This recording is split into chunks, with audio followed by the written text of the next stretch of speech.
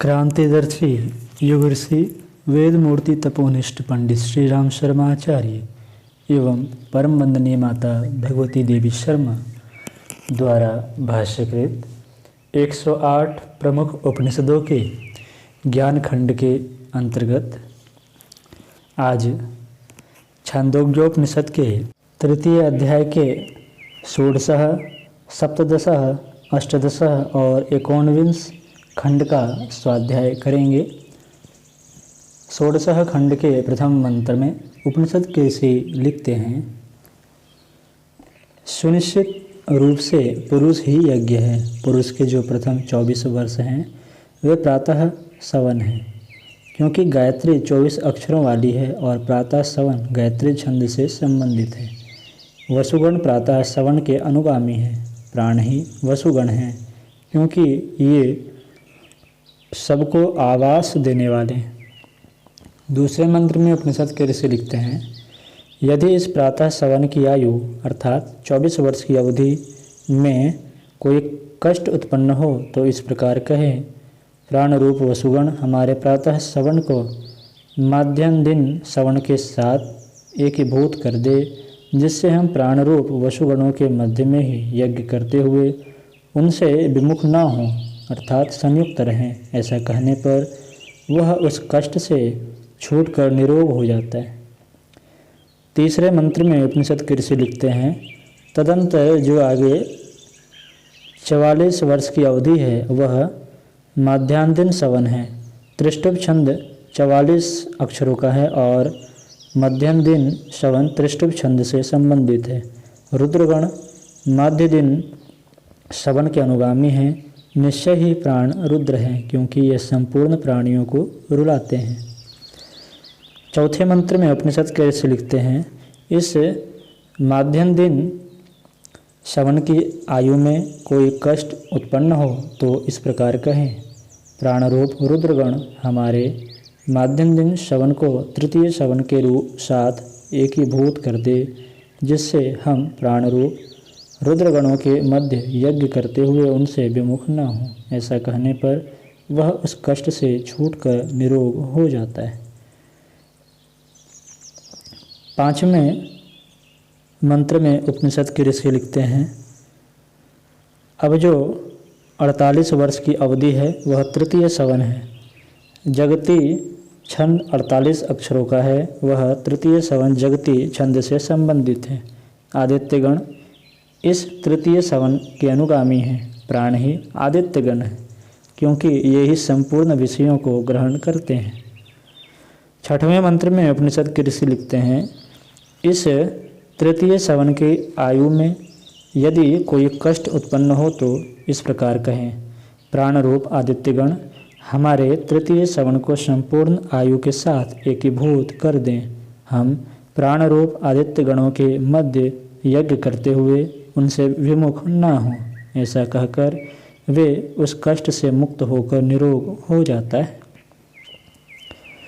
16 खंड के अंतिम व 7वें मंत्र में उपनिषद के ऋषि लिखते हैं, इस उपासना को जानने वाले ऐत्रेय महिदास ने कहा था, हे रोग, तू मुझे क्यों संताप करता है? मैं निश्चय ही इससे मृत्यु को नहीं प्राप्त कर सकता। ऐसा कहकर वे रोग से मुक्ति पा जाते थे और 116 वर्ष तक जीवित रहे। जो साधक इस प्रकार इस उपासना को जानता है वह 116 वर्ष तक जीवित रहता है। अब हम सभी सप्तदश खंड का स्वाध्याय करेंगे। सप्तदश खंड के प्रथम मंत्र में उपनिषद के ऋषि लिखते हैं, जो साधक खाने एवं पीने की इच्छा तो करता है, पर जो इसमें आसक्त नहीं होता, यही उसकी दीक्षा है। दूसरे मंत्र में उपनिषद के ऋषि लिखते हैं, फिर जो खाता है, जो पीता है और जो उसमें प्रसन्न होता है वह उपसदों का स्थान प्राप्त करता है। तीसरे मंत्र में उपनिषद के ऋषि लिखते हैं, तथा जो हंसता है, जो भक्षण करता है एवं जो मैथुन करता है वह स्तुति के स्तोत्रों को प्राप्त करता है। चौथे मंत्र में उपनिषद के ऋषि लिखते हैं, तथा जो तप दान सरल स्वभाव अहिंसा और सत्य वचन से युक्त है वे उस साधक की दक्षिणा है। 5वें मंत्र में उपनिषद के ऋषि लिखते हैं, प्रसूता माता को लोग कहते हैं यह प्रसूता होगी अथवा यह प्रसूता हुई, वह काल पुरुष का पुनर्जन्म है तथा मृत्यु अवभृत्य स्नान के सदृश है। 6वें मंत्र में उपनिषद के ऋषि लिखते हैं, घोर अंगिरस ऋषि ने देवकी पुत्र भगवान कृष्ण को यह तत्व दर्शन समझाया जिससे कि वे अन्य उपासनाओं के संबंध में पिपासा मुक्त हो गए थे। साधक को मृत्यु काल में इन 3 मंत्रों का स्मरण कराना चाहिए। पहला, तुम अक्षय अनश्वर स्वरूप हो। दूसरा, तुम अच्युत अटल पतित न होने वाले हो। तीसरा, तुम अति सूक्ष्म प्राण स्वरूप हो। इस विषय में 2 ऋचाएँ निर्दिष्ट हैं। सप्तदशः खंड के अंतिम व 7वें मंत्र में उपनिषद के ऋषि लिखते हैं, इसके पूर्व युग ऋषि इसकी व्याख्या करते हुए लिख रहे हैं, प्रथम ऋचा पूर्णतः इस प्रकार है, उस पुरातन पुरुष का तेज ही सर्वत्र संव्याप्त है, उसी का प्रकाश हम सर्वत्र संव्याप्त देखते हैं। वह परम पुरुष दीप्तिमान होकर समस्त पदार्थों में तेज रूप में प्रकट होता है।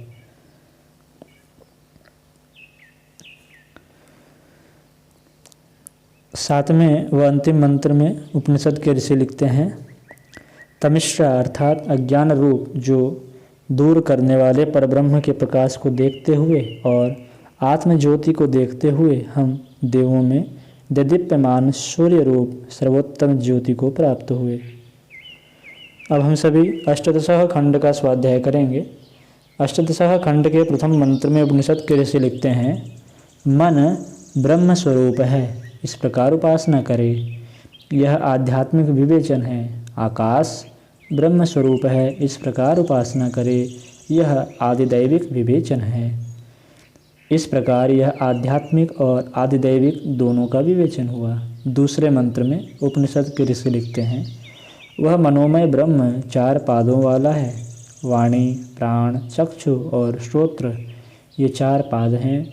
यह आध्यात्मिक विवेचन हुआ। इसी प्रकार आदिदैविक विवेचन में आकाश रूप ब्रह्म 4 पादों का है। अग्नि, वायु, आदित्य और दिशाएं ये 4 पाद हैं। इस प्रकार यह आध्यात्मिक और आदिदैविक दोनों का विवेचन हुआ।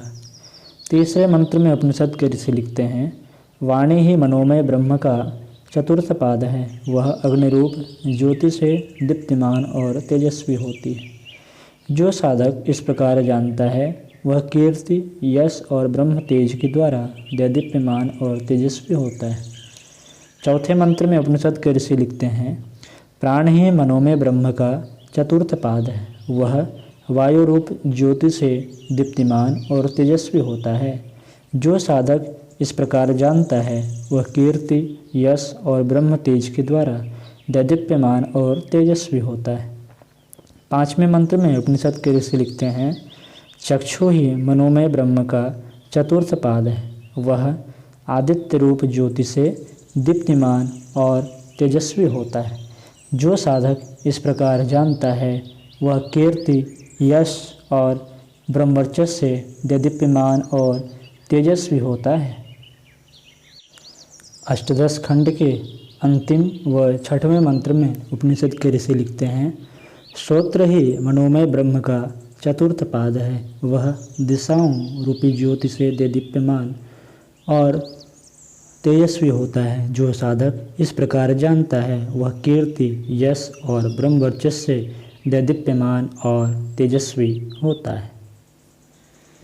आज की कक्षा में इतना ही।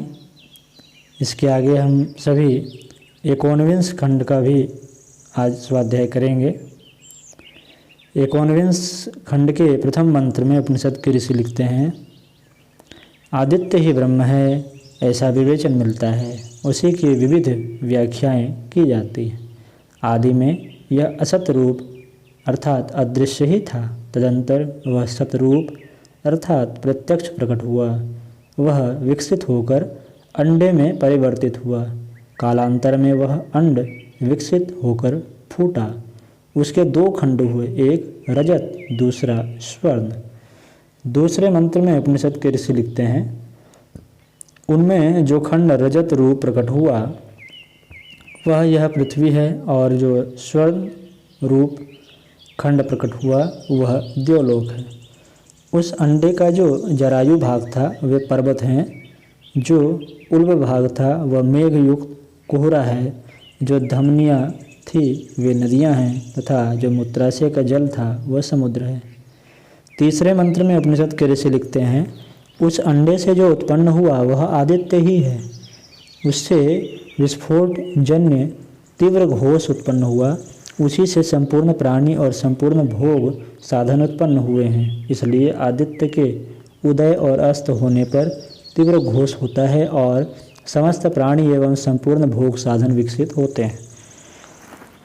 49वें खंड के अंतिम व चौथे मंत्र में उपनिषद के ऋषि लिखते हैं, इस प्रकार जो आदित्य ही ब्रह्म है यह जानकर उपासना करता है, इसके समीप सुखप्रद घोष सुनाई देते हैं और उसे सुख प्रदान करते हैं, संतोष प्रदान करते हैं। आज की कक्षा में इतना ही। आगे की चर्चा हम लोग अगली कक्षाओं में करेंगे।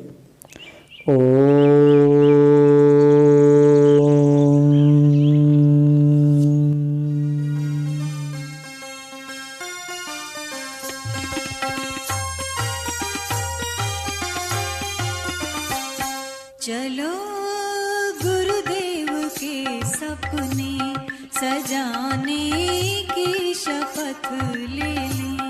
चलो गुरुदेव के सपने सजाने की शपथ ले